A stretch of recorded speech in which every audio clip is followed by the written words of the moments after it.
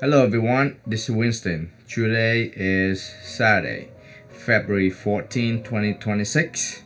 Hope you all have a wonderful Valentine's Day with your loved one. We have a lot of data coming out on Friday and new extreme positioning start to show up. Let's get right into it. Alright, so what's the key point today? Yesterday we have no news. And if you haven't watched yesterday's video, please do so because I will refer that video a lot. Today we have a really good news. The consumer price inflation CPI is cooler than expected. This means there's more room for the Federal Reserve to cut interest rate. That means more easy money. This is good news for market like stock and metals. Because metals right now is trading like a risk on assets. Cryptocurrency and bad news for fixed income security like bond. But I will discuss that further later. So as you can see in the 5 minutes chart, this is the Nasdaq. The stock market went up a lot after the cooler than expect, like I said. And continue to rise when the market opened.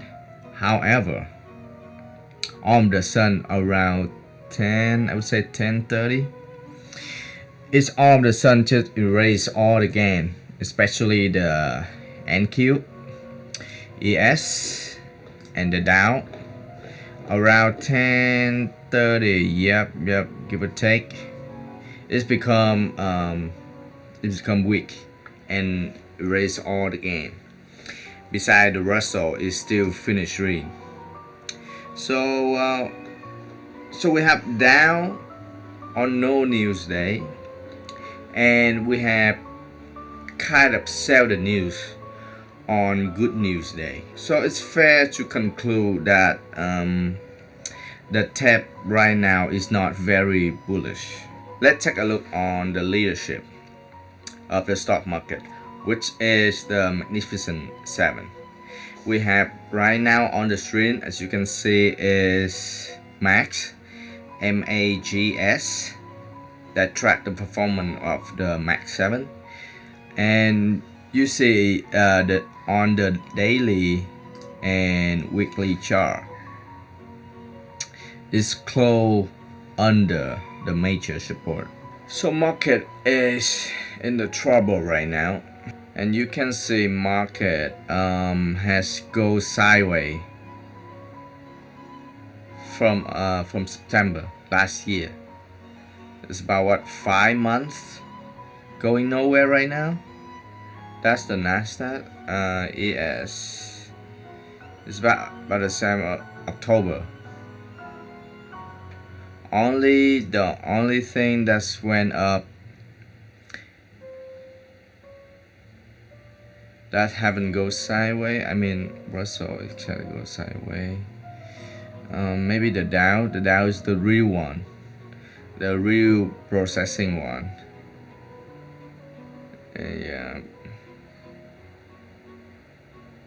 Yeah. So we have only the Dow is going up. Every other index is go sideways for months. But on the positive side, my indicator commitment of trader data show that Nasdaq is actually very bullish right now. So I think the downside for Nasdaq, the near future, is very limited. I'm actually thinking about buying the Nasdaq in the near future if it shows relative strength. If it doesn't, then I guess the market will drop without me. As for the Russell, it still has a lot of bearish reading, so that's why I will keep holding my position. And my indicator also show that a lot of buying last 2 weeks. And I think one of the factor that's contribute to the strength of the Russell is the rotation from Nasdaq and SP 500. into Russell and down. This rotation has been from like questionable AI hype to real industrial or small companies, from the less rate sensitive company to the more sensitive one. But here's a problem. It's very consensus. So I expect it face a lot of challenge. That's why I'm thinking about longing Nasdaq to fade the consensus and to hedge again our position, which is short Russell. So now that's all for equity. I want you guys to take a look at gold.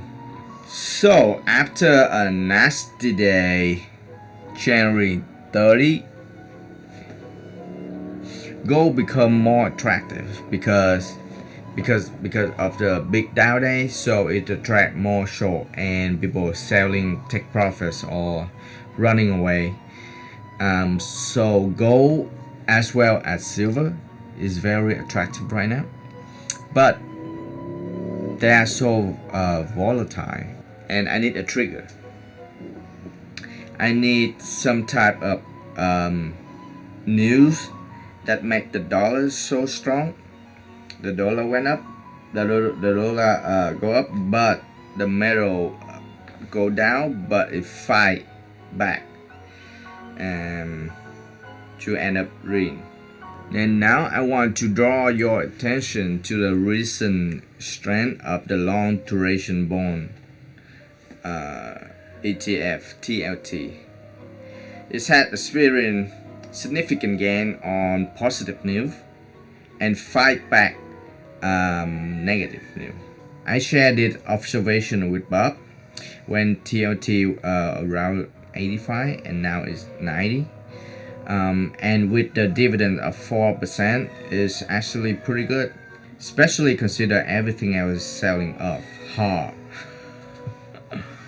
In addition, with TLT, we have several extreme positionings start to look very attractive, like I said in the beginning of the video. For instance, we have sugar and coffee is max short right now, so opportunity to go long. And then we have Canadian dollar and Aussie dollar is max long. So they are opportunity to get short. Of course, I won't be entering any trades at this time. I will have to closely monitor them and only make a move when there's a significant failure in the news, like something of the bad news with sugar and coffee, but they end up green, and something very weak for the dollars. That means is bullish for the Canadian and Aussie, but they end up red. That's what I'm looking for. That's all for today. I will keep you guys updated on any developments. If you guys have any question, feel free to ask me on the chat, and I will see you inside.